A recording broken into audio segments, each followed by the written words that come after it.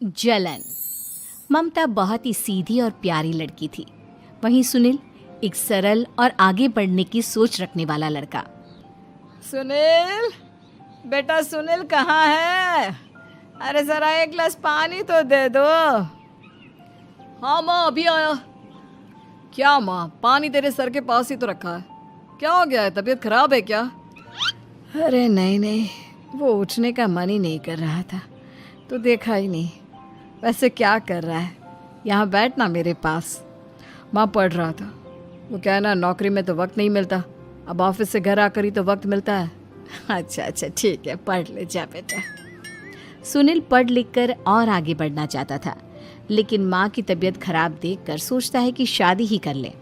कब तक माँ का ख्याल वो अकेले रख पाएगा? तो एक दिन, माँ ये ममता है, मैंने इससे शादी कर ली है। तुम्हारी तबीयत भी ठीक नहीं रहती तो मैंने सोचा शादी कर लेता हूँ। घर संभालने वाली और तुम्हें संभालने वाली कोई आ जाएगी तो अच्छा रहेगा। माँ अचानक से सामने बहू देखकर हैरान रह जाती है। बेटा ये क्या बात होती है? न बैंड, न बाजा, न दहेज, न शगुन, ऐसे कैसे बहू आ गई?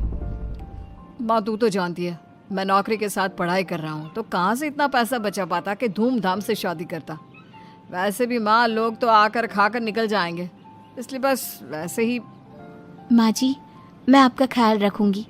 वैसे भी ये आगे की पढ़ाई कर रहे हैं, अच्छा कुछ कर गए तो सबके दिन फिर से अच्छे आ जाएंगे।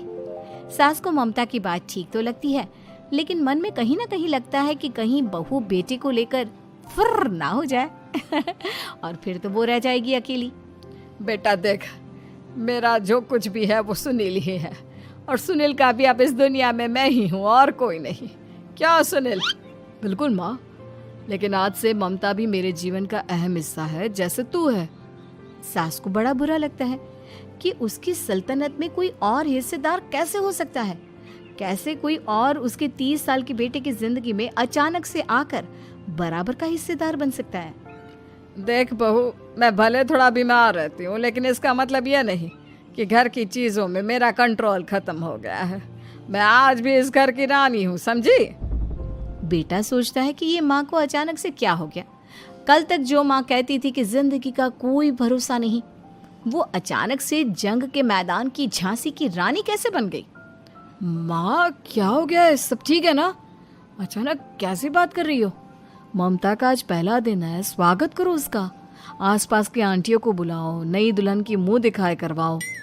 खैर, सास होने का फर्ज निभाती है और बाद में एक सहेली के साथ बाहर निकल जाती है।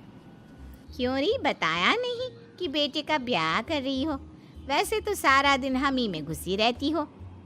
अरे मुझे भी तो अभी पता चला, यूं अचानक सर पर लेकर आ गया। कहता है बहू है माँ तुम्हारी, अब इसको भी इतना ही मैं प्यार करता हूँ जितना तुझे करता हूँ। लो जी, ये क्या बात हो गई? क्यों इतना प्यार करता है? अरे माँ का प्यार तो ज्यादा होता है। अब उसको तो कोई दूसरा पति मिल सकता है, लेकिन तुम ही बताओ, क्या माँ की ममता किसी और की हो सकती है? ना जी ना, बेटे को समझाओ ये बात।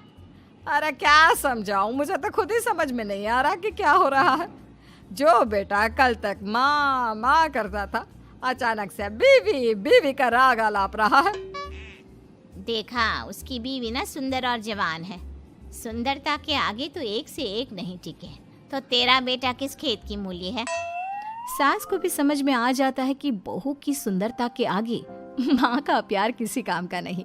उधर बीवी, ए जी, अम्मा जी सहेलियों को छोड़ने गई थी, अभी तक आई नहीं, हम देख आए क्या? अरे रहने दो ना, आ जाएंगी। कहाँ जाएगी, उनकी आदत है, एक बार जाती है तो पूरी पंचायत खत्म करके ही आती है। अच्छा ही है, खाना वाना खा कर गई होगी।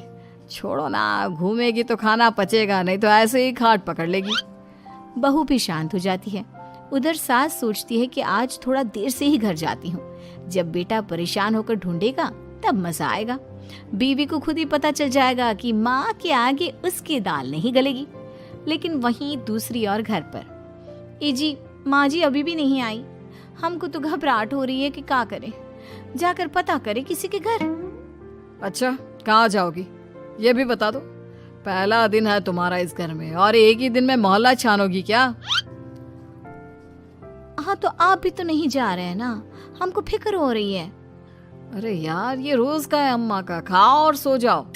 बस फिर क्या था। बेटा बहू खाना खाते हैं और कमरे में सोने चले जाते हैं। उधर जब सास को कोई देखने नहीं आता तो वो हार कर घर आ जाती है, जहाँ वो देखती है कि सारे घर की लाइट्स बंद है। सास को गुस्सा आता है। बहू, ममता बहू कहाँ हो? लेकिन सारे दिन की थकी बहू को ऐसी नींद आती है जैसे किसी ने भांग की गोली खिला दी हो। वो तो नहीं उठती। उठकर आ जाता है बेटा। अरे क्या बात है अम्मा, काहे चिल्ला रही हो? अरे सो जाओ ना, सुबह की थकी है बहू, वो सो रही है। जोर से बोलोगी तो नींद खुल जाएगी उसकी। माँ को गुस्सा आ जाता है। फिलहाल तो सो जाती है, लेकिन मन ही मन ढेर सारा जहर बहू के लिए भरा होता है। सुबह बहू चाय बना रही होती है कि सास धीरे से गैस तेज कर देती है, जिससे चाय का बर्तन जल जाता है। और जैसे ही बहू चाय का बर्तन उठाती है उसका हाथ जल जाता है। मेरा हाथ जल गया। वो जोर जोर से चिल्लाकर इधर उधर भागती है कि सास थोड़ी देर में उसके हाथ में पानी डाल देती है। हाय रे बहू, क्या कर रही हो? पहली बार रसोई छुई हो क्या? सासू माँ गलती से गैस तेज रह गई थी और बर्तन जल गया, जिससे मेरा हाथ जल गया। हाय रे, कितना गंदा दाग। छी छी छी छी, मुझे तो उल्टी आ रही है तेरा गला हुआ मांस देखकर। तू ना मुझे अभी साथ से खाना मत लगाना। बहू भी खुद का हाथ देखती है तो उसे भी रोना आ जाता है। कुछ दिनों के बाद सास की सहेली आती है। बहू चाय बनाकर लाती है। उसके जाने के बाद सहेली कहती है, बहू की सुंदरता ऐसी है कि कोई भी दीवाना हो जाए। वैसे तेरे बेटे का क्या हाल है? अरे वैसा ही है, बहू के पीछे लट्टू।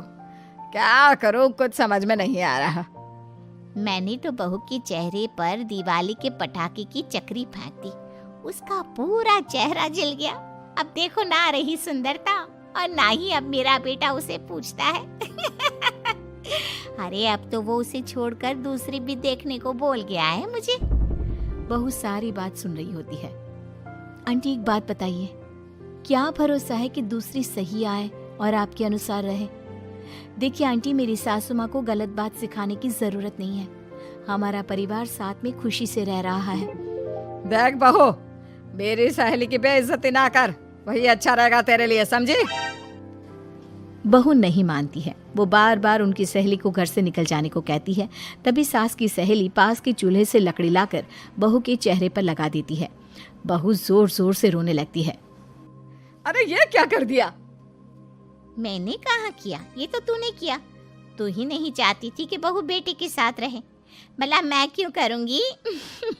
मैं तो चली, निपटो अब। बहू रो रही होती है, दर्द से चिल्ला रही होती है, लेकिन सास उसे डॉक्टर के पास नहीं ले जाती। तभी पति आता है। क्या हो गया ममता? ये दाग कैसे लगा? तुम कैसे जली?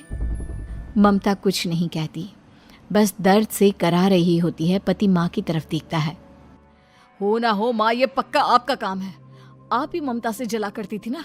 देखना माँ, अब पुलिस आएगी, केस बनेगा, लेकिन पहले मैं ममता को अस्पताल लेकर जा रहा हूँ। सभी अस्पताल जाते हैं, जहाँ डॉक्टर ममता की सास से कहते हैं, आपने तो नहीं जलाया ना बहू को? अब ममता की सास के तो पसीने छूट रहे होते हैं। वो घबरा कर कहती है, ना ना डॉक्टर साहब, कैसी बात करते हैं? हम क्या जलाएंगे अपनी बहू को? डॉक्टर ममता के पति से पूछते हैं। देखिए, क्योंकि ये ससुराल में जली है तो मामला पुलिस का बनता है, तो आप पहले पुलिस को बुलाइए, तभी इलाज पूरा होगा। सास डर जाती है कि अब तो बच्ची जिंदगी जेल में ही रहना होगा। रहने दीजिए ना, पुलिस को क्यों बुलाना? सारी हंसी खत्म हो जाएगी जब पुलिस के डंडे पड़ेंगे। बहू को जलाना भले ही बहुत आसान हो, लेकिन उसके बाद सारी जिंदगी जेल की हवा खाना। सास डर जाती है। पुलिस आती है। पास लेटी दर्द से करा रही ममता स्टेटमेंट देती है। तो क्या हुआ था? कैसे जली आप? ममता पास खड़ी सास को देखती है। बेटी बताओ, कैसे जल गई तुम? ओए, काका का किरण वाली शाहरुख, चुप, बिल्कुल चुप। सास चुप। सभी इंतजार करते हैं कि ममता क्या बोलेगी।